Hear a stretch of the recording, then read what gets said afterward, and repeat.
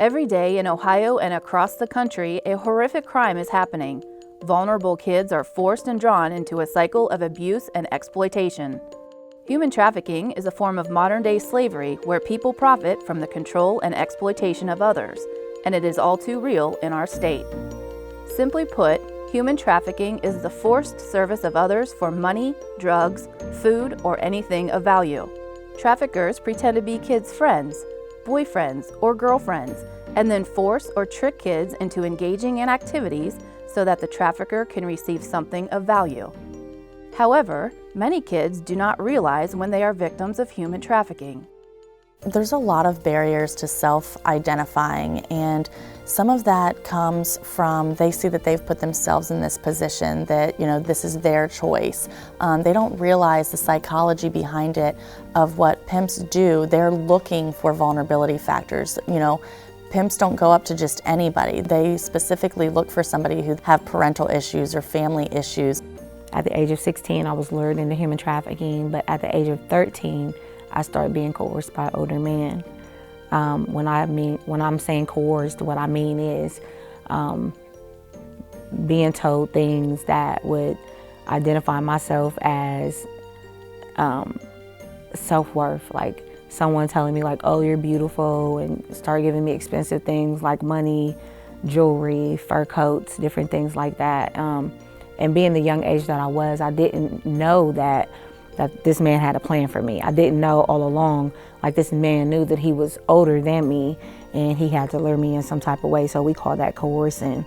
And I ended up becoming addicted. From that point, I was passed along from different hands of many different pimps, many different men.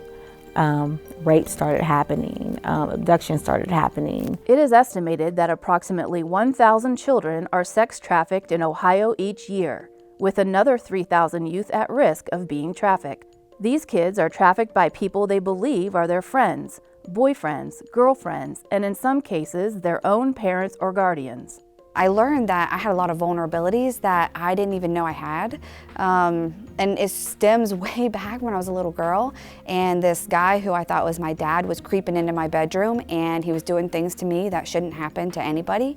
And out of that comes this broken, vulnerable little girl. I mean, I didn't know that at the time. I actually felt like I was really strong and brave, but I was really afraid of a lot of things. And so my perception of what love is was distorted because of that. And so as I got older, I just kind of veered toward things that were unhealthy, and I didn't realize that was happening. So I started drinking and smoking weed and taking pills and just anything to make me feel okay in the moment, not really knowing why I wasn't feeling okay. I just knew that I didn't feel okay, and this stuff made me feel okay. I'm Dr. Dominique Rice. I work for Department of Youth Services as a Human Services Program Administrator. I am the Human Trafficking Coordinator for Department of Youth Services. Pretty much I make sure that our youth are all screened to make sure we're identifying any victims of human trafficking so we can provide services to them if they're identified as victims. Sex trafficking is not the only form of human trafficking.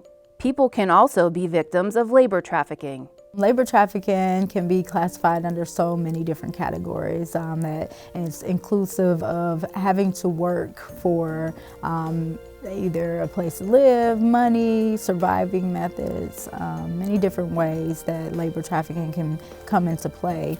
Oftentimes we see with our males at DYS is that they are selling drugs or trafficking drugs, and so many times it may not be classified as being labor trafficked, but if you're forced to sell drugs and you're forced into a situation where you have to continue to sell the drugs because someone is saying you owe me money or I am due a certain amount of money, so you have to sell a certain amount of products or drugs, that oftentimes that is the labor trafficking we see within our population. Because kids who are already involved in illegal activities are at risk of being trafficked, the Ohio Department of Youth Services hosts Human Trafficking Awareness Days each year in all of its juvenile correctional facilities. The day includes guest speakers who are human trafficking survivors, activists, and experts. He said it was promoted as a movement, and make sure people look at this and take this seriously, because It's just a lot of things that's being played with in the world, and human trafficking should be not one thing that's being played with. So I think this should be taken serious in the matter of saving somebody else. I can start telling more people about it, start spreading the word so everybody can be aware of it more, because it's not, some people really don't know about it, and it's a really big issue. And if you start spreading the word, there's gonna be more people aware. They're gonna tell their friends, and then they're gonna tell their friends. So you gotta just get the word out, like, yeah, it's human trafficking. We gotta find something to stop it, because there's gotta be a way we can stop it. It's nothing good going on with human trafficking. So if you hear about it, if you see it, if you know somebody doing it, report it right away so it can stop. All of our staff are trained, including our parole officers, on what to do if we identify, if you self-disclose human trafficking, being a victim. We definitely, every staff that you come in contact with, whether it's the youth specialist, on up to our superintendents of our facilities, should know how to continue and provide that support and that treatment for any youth that identifies as human trafficking victims. There is help available for kids who are victims of human trafficking. However, human trafficking is also a very serious crime with severe penalties for offenders. Males or females who exploit other people for their own gain will be subject to criminal charges. It is not something the court takes lightly. Well, one, if we started with the trafficker, that would be a felony. So any child that comes before me that has felony charges pending, they could be committed to Department of Youth Services, which we would have jurisdiction over the child until they were age 21. A lot of our youth feel like once they're 18, they're automatically finished with juvenile court, which is not the case at all. They could also be held in the detention center. The penalties also do not end once the person who committed the crime turns 18. Oftentimes youth believe, okay, so I'm not going to school. Perhaps I steal some things out of a store. It doesn't matter. Once I turn 18, any future employers or colleges, they won't be able to see what I did as a juvenile delinquent. That is not the case. So the name pimp always strikes a chord with me because it's so glorified. It looks like money and fast cars and women and drugs, and it just looks like glorified a goal. It looks like a goal that people want to achieve. But the truth behind it is that this is a trafficker, a human trafficker who is selling people for their own profit. So they're selling people against their will. They're tricking people into even thinking that they're willing to do it, because there were points in time where I thought I was making those choices because it's what I wanted to do. What I learned later is that I actually love this person, and I just really wanted us to grow together in life, and I thought this was just like a season that was gonna pass.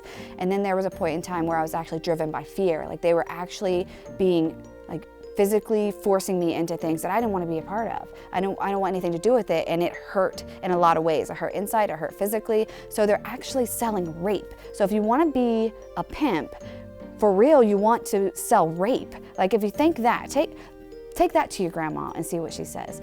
Take that to your daughter, to your mother, and see what she says about that. Think about your mother.